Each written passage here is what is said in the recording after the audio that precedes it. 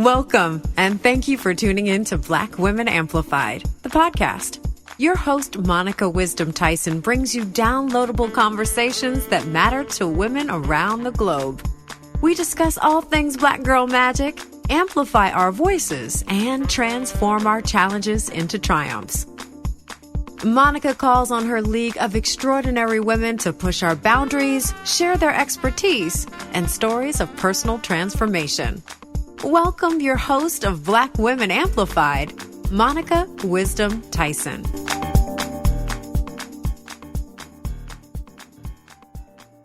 Hello, Black Women Amplified family. This is your girl, Monica Wisdom, and I am excited to be with you today. Today is a special day. We are in our last episode of season 3 of the Black Women Amplified podcast. 3 seasons, y'all. If you have been rocking with me for 3 seasons, yes. If you've been rocking with me for 2 seasons, yes. If this is your first season and you're just discovering me, yes. What is Black Amplified? It is if NPR and Essence Magazine had a love child. That is Black Women Amplified. And we have incredible conversations with women who are doing amazing things in the world, specifically Black women. Why Black women? Because we need spaces to tell our stories where we can be vulnerable and free to be who we are, to be all that we are. And I always tell people that God is my agent. And so I've been blessed to have some incredible people on this journey with me as guests, as co-hosts, and each and every one of you who are here to share yourself, to listen, to learn, and to love what we're doing here. So I appreciate each of you, and you all know that you're my podcast warriors. So thank you for your reviews. Thank you for rating. Thank you for subscribing. Thank you for sharing all the things that you do to get this message and this movement out into the world. We have literally reached Japan, Belgium, the continent of Africa, Europe, Canada, South America, the Caribbean islands. So to everybody all across the United States. So from the South to the North, we have a lot of people up in Connecticut. Shout out to Connecticut and St. Louis, my hometown. I love y'all. I really, really love y'all. If you want to learn what it takes to be strong in a society, St. Louis is that place because it is going to strengthen and sharpen your skills in life. I love my city. We are the culture. Truly, truly, truly. And I want to give some shout out thank yous. And so this episode is just a wrap up of the season, show some love to some people who have really made this experience beautiful and have supported it. A little bit behind the scenes with my guests and my co-hosts. And, just a shout out to my power partners, Vital Body. They have been really, really great. It's a product that I've used for over 20 years. And when I was a cosmetologist, I used it and recommended it to my clients because nutrition is a big part of hair care. So if you're having issues with your hair, people are like, oh, I need to get this cream. I need to get that cream. But a lot of your problems can be solved with nutrition and rest and water. That was my formula for my clients to have full, thick, luxurious hair. And like I told people, my claim to fame was all of my clients had their edges, all of their edges. So anyway, I want to get into this conversation. First of all, I want to thank my family. First of all, I want to thank God. God is the center of my life, and sweet baby Jesus is my homie. And we talk and we have conversations about the podcast, about the people that I want to have on the podcast, how I would like the podcast to be, the areas where I want the podcast to be. We had me, God, and sweet baby Jesus have those conversations. And I told sweet baby Jesus that I wanted women from the diaspora. So we have conversations with women from Jamaica, from Belize, from Puerto Rico. And next season, I'm hoping and praying there's a couple of people in South Africa that I want to have a conversation with. And we've been in discussion. So I'm hoping that will happen in season 4. If not, it will happen. Just don't know when. But I feel like, and I know in my heart, that we as African American women have to realize that we're a part of a bigger story around the world. And no matter how that we get treated in this part of the world, there are other parts of the world that love us. And I love seeing women travel and experience different cultures and to meet people that look at them in admiration. And that's been a beautiful experience in my life, has been traveling. And I did a lot of it in my 20s and my 30s. Yeah, my 20s, my 30s, my 40s. I haven't done it this decade yet, except locally. But, we had a big old panorama that shut a lot of stuff down. But I can't wait to get back on the road again. So if y'all need to hire me as a speaker, a guest, a panelist, all the things, I am available. But also, I wanted to thank my family who have been incredibly supportive. Shout out to Florida. Big thank you to my aunt and uncle who are by my side in all of this, who are my parents on this earth and who I love immensely. Shout out to my brother, sister, cousins, my besties, my best friend, Shakira, my bestie sister girls, Cynthia and Susan, who, man, there's not enough I can say about the women in my life. And to Cheryl and Eva and Helene and Sherry, thank you all for our years of friendship. And yeah, those are the people in my life I want to thank. I want to thank the people who did produce the music. It's Oshunlade and Lady Alma. If you know the house music world, they are powerhouse people in the game, and they were gracious enough to allow me to use their song for our theme song. So I'm grateful to them. And I want to shout out my amazing editor, Sam, who is just incredible. I love working with him, and he gets me.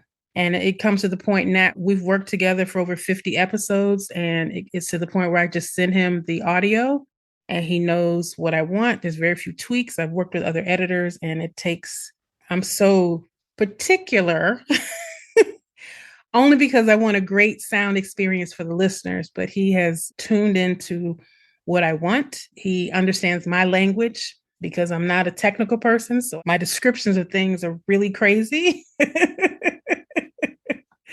If I could release a book of the notes that I send him and how he figures out what I'm saying, it's pretty incredible. I'm very grateful to him.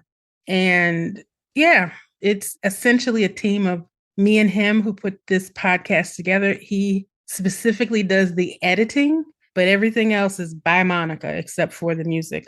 By Monica. Production. I'm the publicist. All the titles, Monica. And it was a learning curve. So I had to learn it. Now it's second nature, but it was a lot in the beginning. It was a lot of learning and a lot of mistakes. And I'm still making mistakes, but I'm learning, but things are quicker and I have the opportunity of streamlining things even more. So I'm grateful thank you for the process. Thank you, God, for the process and the learning how to build a website, learning how to just all the little minutia that goes into putting together a podcast. And people say, oh, just turn on your mic and record. Yes, you can do that. But there's a lot that goes into the process before you push record. And there's a lot that goes into the process after you hit end record. So each episode takes me the interviews can sometimes take months to get. The longest it took me with someone took about 8 months from the time of the initial conversation to the actual recording of the interview. It was an 8-month process. So this is when people are like, well, what are you doing all day? I'm like, all the things, plus all the other things you have to do in life. But because it is my purpose and it's my mission to ensure that Black women have safe spaces to share themselves, to tell their stories, and to share their perspectives, it's all worth it. It is all worth it. And especially the more you hear the noise out in the world, we have to have a place of refuge where we can have conversations with each other. And although we're ending season 4, I'm not clear on ending season 3. I'm not clear what season 4 will look like, but we will definitely have a more interactive experience. I don't know if I'm going to start a Patreon, if we're going to, how I'm going to do it. But I think that what's happening in the world, we need spaces where we can have true conversations. It's not about the rah-rah. as I like to call it. So thank you to Lady Alma, Oshunlade, Sam, my aunt and uncle, my tribe, my sister tribe, my bestie. Thank you all so much for rocking with me, especially over the last year or so.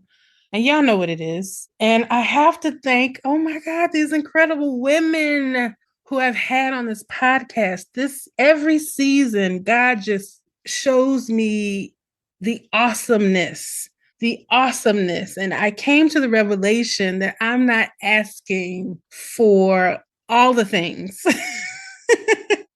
Because just the examples of the people who've been on this show, let me tell y'all something. I'm not a famous person. I don't have a best-selling book. I don't have a platform of 10 million people. I mean, I'm top so far. I'm just at 40,000 people on Facebook, but I'm moving a lot of stuff over to YouTube and LinkedIn. But I'm just a regular girl sitting in front of a mic asking you all to listen. Shout out to all the people who love Notting Hill. So I have to say, this season was full of oh my God moments for me, and oh my God moments in the guests that said yes, and to the publicists that reached out. Shout out to the publicists that reach out, from HarperCollins and Simon and Schuster and Zando and Get Lifted. Like, shout out to the people who are seeing this and saying that they want their people on the podcast. And shout out to the women who said yes that I reached out to. I've reached out to many people. Many people say no because they want to be on the bigger platforms. They want to be wherever they want to be, and that's absolutely fine. But to the women who say yes to this, like Dr. Wynne Grant said to me, she said, Monica, you have created a sacred space. And I just want to thank you for creating a sacred space. She doesn't know. After I got off the conversation, I started crying because I was like, that's exactly how I wanted people to feel, that this is a sacred space where they can share their stories. Listen, the one thing Black women need is safety. We need to feel safe and loved and honored. And that is my mission. So anyway, let's talk about these incredible people. Icy Parks. Icy Parks is the costume supervisor for the movie The Color Purple that just came out Christmas. Oprah Winfrey, Steven Spielberg, Fantasia. Yes, I was working on getting Fantasia, didn't work out. That's a whole nother story. Taraji P. Henson. And how that story came out, the backstory on that is my friend, you all have heard me talk, if you listen to the podcast, you've heard me talk about him. I may have never said his name. I'm not going to say his name now, but he was a tailor on the movie The Color Purple. And they were filming in 2021. And he asked me to come to Atlanta because he was there. I don't know how many months he was there, but they took, I'm going to say this really clear, they took really good care of them. Okay? That's all I'm going to say about that. Really good care. So I went and stayed in his place in Buckhead. If you know anything about Atlanta, Buckhead is the Soho of Atlanta. They took really good care of them. Yes. So that's all I'll say about that. So Icy Parks, I met her when I had an opportunity to go stay with him for about a week. And we hung out. We got a chance to hang out. We went to dinner together and we just clicked. Click, click, click, click, clicked. And there are people that I meet that I feel like are part of my soul tribe. And I feel like a lot of the women that come on this podcast are like a member of my soul tribe because we get along so well. It's just easy breezy. But Icy Parks was the costume supervisor for The Wiz in the movie. And she also did it on Broadway many years ago. I think she said it was, I don't know which production it was. I forget. She talked about it in the interview. So when I wanted to start season 3, he and I were talking. I was like, oh, I would love to talk to Icy. And 2 days later, he emailed her. She said yes. And then here I was prepping for the interview with her. And the things that I discovered about her life and her career, oh my God, she's never done an interview before. She does not come out of her work mode. She is a behind the scenes girl. She has no interest in having conversations with anybody. And she said, Monica, I'm only doing this because it's you. And I'm forever grateful for that, for her allowing me to share her story with each of you, because the projects that she has worked on, the family that she comes from, all the things, remarkable. And this is a woman who In 100 years, somebody might discover her and be like, oh my God, who is this person? Well, her story will be here. It's on the interwebs. So people will always be able, in the future, will be able to hear her story. And then we had Chef Nina Curtis. Oh, another amazing woman. She is a plant-based vegan chef, award-winning food scholar. I call her food scholar. She doesn't call herself that, but anytime you studied food at an Ivy League institution, Cornell University, shout out to Cornell University, my alma mater. I like saying that. Sounds real bougie. But anytime you studied food at that level, you're a scholar. So I call her food scholar. I think I'm gonna make her change her titles. But anyway, I found her on the Instagram. I had been following her for probably about a year, and she's super nice and very receptive. And we would just have little, I would ask her about the food she's serving, and it just looks so delicious. I would put on there like, I'm just licking my phone. This food looks so good. I had no idea that it was all plants. So she's able to take plants and turn this into these culinary, beautiful dishes. And she lives in Sacramento. So the next time I go see my cousin, shout out to Dr. Greg, I'll be visiting her. And she's going to make me a meal. So we chatted, and I knew when I did season 3 that food was a big part of self-care, but I did not want a diet person or a fitness person to come and talk about it. I needed somebody who understood food on a whole intellectual level, and someone who, if I had a question, they could break it down to the science of food. And that was very important to me that happened. So when she said yes, I was like, yes. And then I discovered so much about her. And she talked about she's a history making woman. She's the first person, I should say, that created a plant-based vegan meal for the White House. And if you listen to the interview, she tells the whole backstory. But Dr. Jill Biden, the first lady, invited her. And she made history twice because it was the first time all women were the chefs in the White House kitchen. So she made history twice. And she made it was for a state dinner for the Prime Minister of India. And of course, their diet is plant-based. Anyway, so she's incredible, and I'm going to have her back on again at some point. Yeah, I'm thinking about some different things for season 4 because I want this space to grow in a little bit different way than the average way. And I want to give people some spaces where they can grow their voices as well.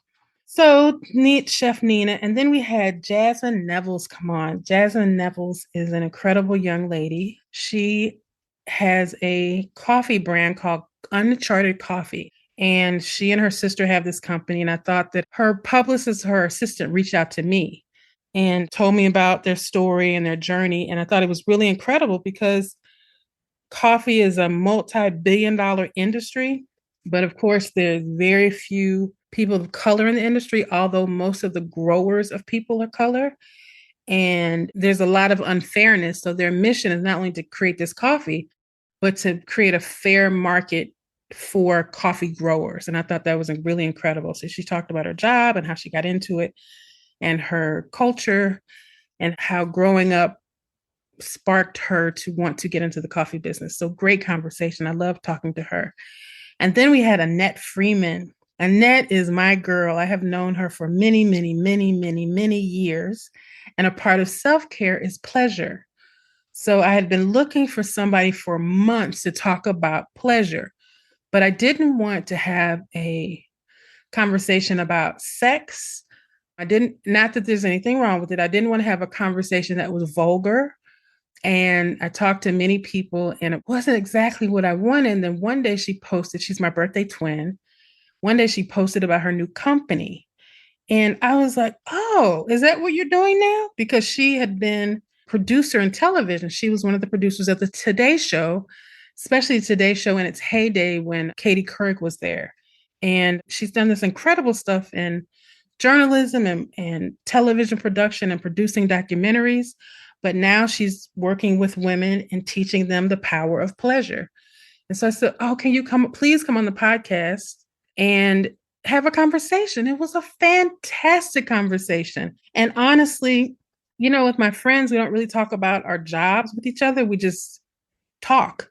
And when I found out her history and her story and her journey, and then how she transitioned into what she's doing now. I was like, oh, wow, it was deep. Deep. It was great conversation. It's literally the number one conversation on the podcast still. And then we moved on to Professor Denny S. Bryce. Loved talking to her. She is an author and she wrote the book called Can't We Be Friends? Divine timing again. The interview happened around and the release happened around the release of her book. I don't remember how many books she's written, but she's an award-winning author. And she also teaches. Teaches and lives in Savannah, Georgia, and one of my favorite cities in the whole world. And she writes historical fiction. And this particular book is about the relationship between Marilyn Monroe and Ella Fitzgerald. They had a real friendship. Have you ever seen those pictures of them together? I just thought it was, they were at the same place. They're celebrities, they're at the same place. But they had this friendship that lasted 10 years. And Marilyn approached her because she wanted Ella to teach her how to sing because she was a serious actress and she really wanted to be a serious singer. And I was like, oh my goodness, had no idea. And yes, it's a fiction, but it's full of facts of their life. And it was just I learned a lot about Ella Fitzgerald. I learned a lot about Marilyn Monroe. It's a great book, great written book, great storytelling. And Professor Bryce was just amazing to talk to. Amazing to talk to. She has another book. I think it's called The Other Princess, and it's about the Queen Victoria's other daughter. And she talked about that as well. And the other thing that I loved is she graciously answered my questions about writing a book. So you got an academic view of publishing a book, which I love. So if you want to be an author and you want to know about the writing process, she got into all the minutiae of all of that. And I loved it. And then, oh my goodness, Chapel Hart. Again, divine timing. I get an email from Julie, and she's a DJ. She's a radio DJ. And she reached out to me about interviewing Chapel Hart. Now, if you listen to the interview, you know how this is like one of those, oh my God moments, because this is a manifested moment. It's like direct manifestation. And if you listen to the interview, you get the details of that. But I interviewed Chapel Hart. But the divine timing of this is it's just around the time Beyonce is releasing Cowboy Carter. So I have the interview. I released the interview. The next week or so, here comes Cowboy Carter. And I have this great conversation with these country music artists who are Black women and who've been in this game for 10 years or more from Mississippi. And I was just able to add to that conversation and I loved it. And then right after that, I re-released my conversation with Reese Palmer. We'll talk about that in a minute. But Chapel Hart came on and they were fantastic. It's three sisters and they have this traditional country song. And we had a conversation about the music industry, about the difference between Southern country and Western. I told them I didn't want to cosplay when I go to their concerts. I want to make sure I have it all together and it's authentic. But it was a great conversation. That literally happened in 3 days. Normally, I take a couple of weeks to prep for an interview, but this one, it was like, I got the email on Sunday, and by Thursday, child, I was pushing record. You talk about a crash course, but it just showed me I can do this really quickly. And another dream came true when I interviewed Dr. Ray Wynn Grant. That was another when I got the email from her people. She's under John Legend's publishing imprint called Get Lifted. And they are housed under Zando Publishing. When I got that email, I had to read it like 3 times, like, what is this? Because if you know me, you know that I'm like a nerd at heart, right? I'm a geek, I'm a nerd, I'm all of those things. I'm awkward, I'm all of those things. And one thing that I used to watch as a kid was Wild Kingdom. Wild Kingdom was one of my favorite shows. My dream, and I told my best friend this when she took me out for my birthday. She asked me, she said, what was your favorite conversation? I said, the one conversation that just really took my breath away was interviewing Dr. Ray Wynn Grant. She asked me why. I said, because as a kid, I wanted to work for National Geographics. And I wanted to be a photographer for National Geographics. This was my dream as a kid. So I wanted to go around the world and photograph the big animals. Maybe that's what I'll do next year. I'll pull out my camera and go do all of that. So when I got the email, I had to read it like 3 times. And I was like, I emailed the publishers back and I was so unprofessional. I was like, oh my God, I fangirled all the way out because she is the host of Mutual of Omaha's television show and the host of the same show I watched as a kid. Now, here's the backstory. Marlon Perkins is the creator of Wild Kingdom. Marlon Perkins is from St. Louis. I'm from St. Louis. Marlon Perkins used to be the director at the zoo when I was a kid. I used to go to my mom used to take us to the zoo all the time. We have the best zoo in the country and it's free. And now there's a Black girl at the helm. I was in heaven. I was like, oh my God, there's something I would never saw because I never saw Black girls out there photographing big wild animals. So to read her story, her book is called Wildlife. It's a memoir. It's amazing. So having a conversation with her, I could really, really geek out. And she was right there with me.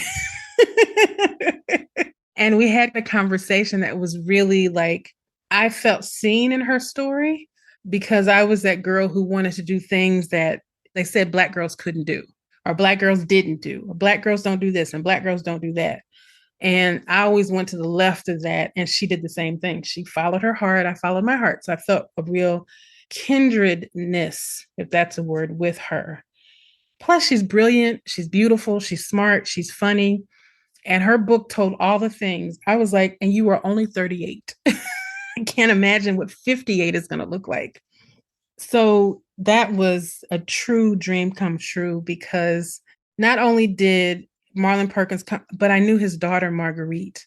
I worked in a salon and she was a client there. And somebody told me who her dad was. And I was like, what? So I came up to her, I was like, and I just, me, I'll talk to a tree. And so every time she came in, I would ask her and she would tell me all these amazing stories about growing up in Kenya and being on the safari and working with her dad. And now she has her own show. It's not her dad's show. She has her very own show.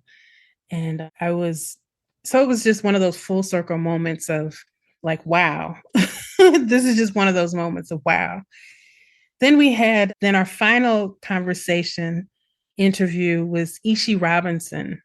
Ishi Robinson, she put out her debut book called Sweetness in the Skin. And it's about a young girl growing up in Jamaica. And we talked about all the things from all the themes in her book. I really enjoyed the book. It's a coming of age story. So when I got the email about interviewing her, it took me a minute to say yes, because I didn't know how I was going to relate to a story about a 14-year-old girl, but I did. And I really enjoyed the book. And it's pretty, pretty powerful for what it is. And I told her, even in the interview, I said, I hope they make this into a movie because Pumpkin Patterson was just a powerful, ingenious young girl. And it was a great book to read. And that's the thing when I interview authors, I read their books because I just think it's important to know what I'm talking about. And so that's why I don't interview every author because I'm not interested in every author's book.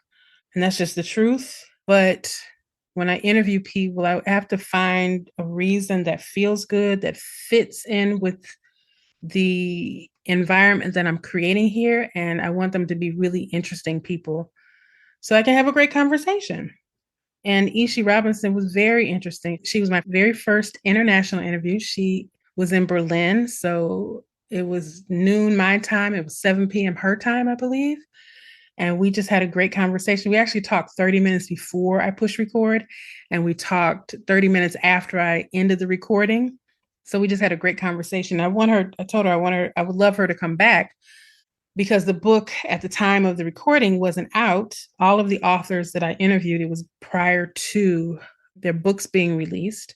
And so I got the books ahead of time. I read the books, did the interview. So same thing with Ishi. So I couldn't ask her certain questions that I wanted to ask about the book because the book wasn't out yet. So every question I had was a spoiler question, but we had a great conversation and we had a really deep conversation about colorism. And what I took from this is Black people around the globe are dealing with the same things that Black Americans deal with. And oftentimes we don't see their journeys and their struggles and their concerns.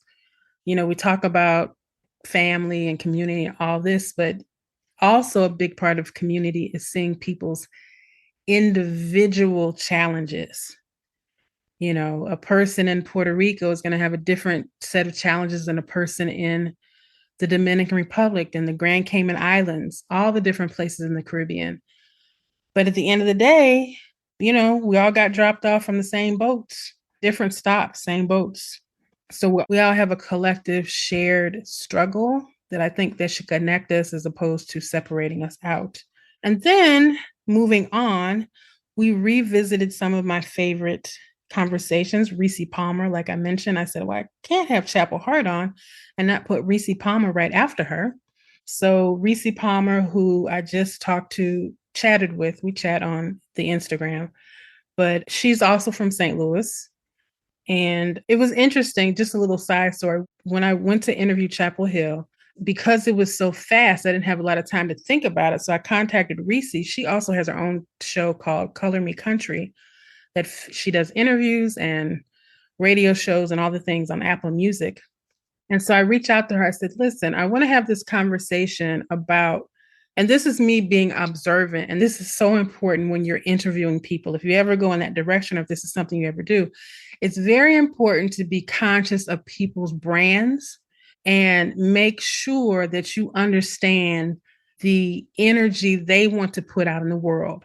It's not about this, me interviewing people is not about me. It's about me being curious about them. So one thing I noticed about Chapel Hart is they have this very wholesome image. And in researching the 3 days that I had to research, watching other interviews, they don't talk about certain topics. And, you know, in Black Women Amplify, we talk about all the things. So I was like, how I couldn't get my head around how to ask them questions about being Black in the realm of Nashville, in the realm of country music, without it being, you know, because I can get rah-rah when I talk about race. I didn't want to be rah-rah with them, but I wanted to give them space to talk about it. So I reached out to Reese. Reese was happened to be in Nashville recording. I said, hey, girl, hey, listen, because when Reese and I talk about race, we go rah-rah. Like we go there. Two St. Louis girls, you can't help it. But I knew I wanted to approach a different direction with them. And she said, talk about this. And it was just one simple sentence and it opened up everything for me. So shout out to Reese. Thank you for that. I was like, girl, thank you. And it just, that's sisterhood, right? We're not competing. We're in this together. And I said, thank you. So she said, ask them like this. And that was it. And it opened it up and I was able to put together a solid interview with them. And even they were like, was amazing. They thanked me and, you know, told me to keep going, keep doing it because I'm doing a great thing. And they said they would come back. But we'll see.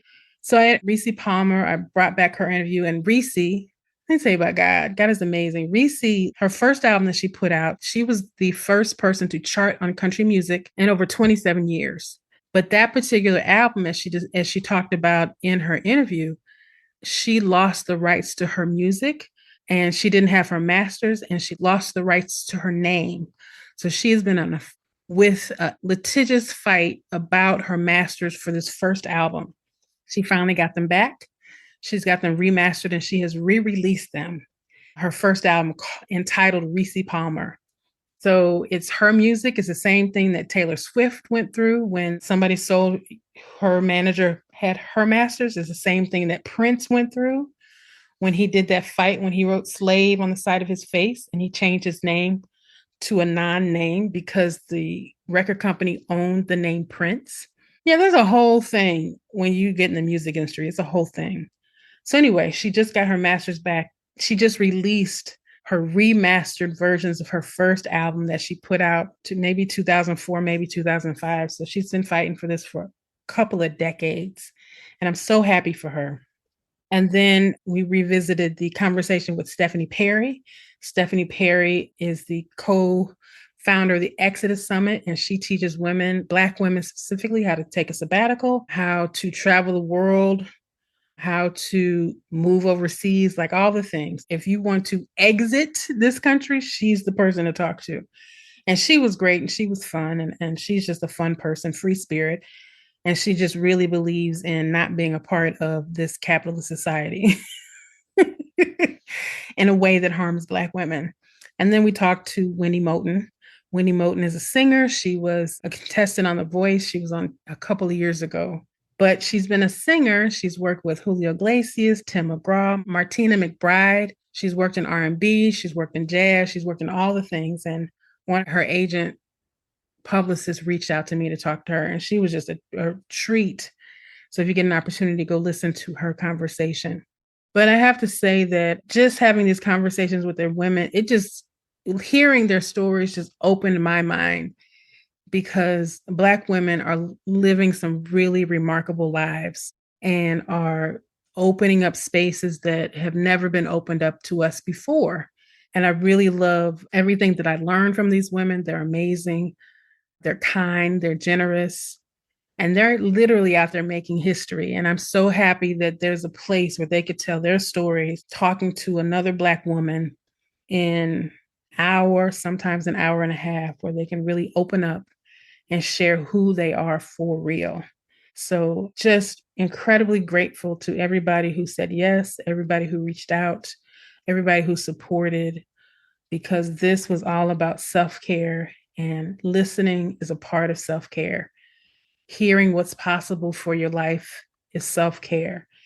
And understanding that we all have a voice and we all have a story and we all deserve for it to be shared. That understanding is a part of self-care. So I'm really grateful to each of you all. I had a lot more to say, but I'll save it for season 4. But this has been a remarkable, miraculous season. And I'm so grateful for every part of it, the hard parts, the easy parts, the miracles, the manifestations. God is just all up in this space. And I am incredibly grateful to everybody who supports this podcast and all the people around the world, whether you're one person in one country or you're hundreds of people in a city. I just want to say thank you. And I'm very grateful for each of you. And I pray that each of you find peace, joy, and purpose in your lives, and that whatever your dreams are, make them bigger, shout them louder, and let the world hear your story. And thank you for being a part of the Black Women Amplified Galaxy, as I call it. And thank you for being a part of this family. You are appreciated, you are loved, and I honor your time that you give to me every week. So don't forget to go to blackwomenamplified.com, check out our blog. I almost forgot. Child. Oh my God. I can't believe I almost forgot to say this. Outside of the podcast, there's been some really great things that have happened. And I'll just run through it really quickly. I'll talk about it more in season 4. But Mahogany, which is a subsidiary of Hallmark Cards, they have a division specifically for Black women called Mahogany. And about 4 times a year, they ask people to submit an essay about their lives. I got an email last week that said mine got accepted. I don't know when it's going to come out or what the whole process is. But when I got the email, I literally started crying, because I have been trying for 6 years. I have submitted for 6 years. Because another one of my dreams is like, oh, one day I just want to write greeting cards for Hallmark. I would love to sit down and write beautiful greeting cards. Ever since I saw the Jill Scott collection and the Maya Angelou collection, I was like, I want the Monica Wisdom collection. So it was just step one. And I even emailed the president of the company. Y'all, listen, I emailed president. I find their names and numbers and I email them. And I was like, can you sponsor this podcast? And she said, thank you, but we have our own podcast, so it'd be a conflict of interest. I was like, oh, shoot. Oh, shoot. Oh, shucks. Because I would have loved to have said, sponsored by Mahogany. But anyway, so they said yes. Second thing, I went through the NASDAQ Milestone Program, which is a program for entrepreneurs, because I have been getting my uncle told me, go out and get the credentials, get the credibility. So NASDAQ is a part of my credibility. I need to put it in my bio. But so this week, my picture, along with the other graduates, was highlighted on the NASDAQ billboard in Times Square, New York. So my picture is out there. I'm going to post it on the Instagram if you want to go see it, but I'm up there with the other students. But Black Women Amplified has made it to NASDAQ. Yes. And then the third thing I want to say is that I was interviewed by the Associated Press, AP. Why? Because I put my story on my blog and then I tweeted about it.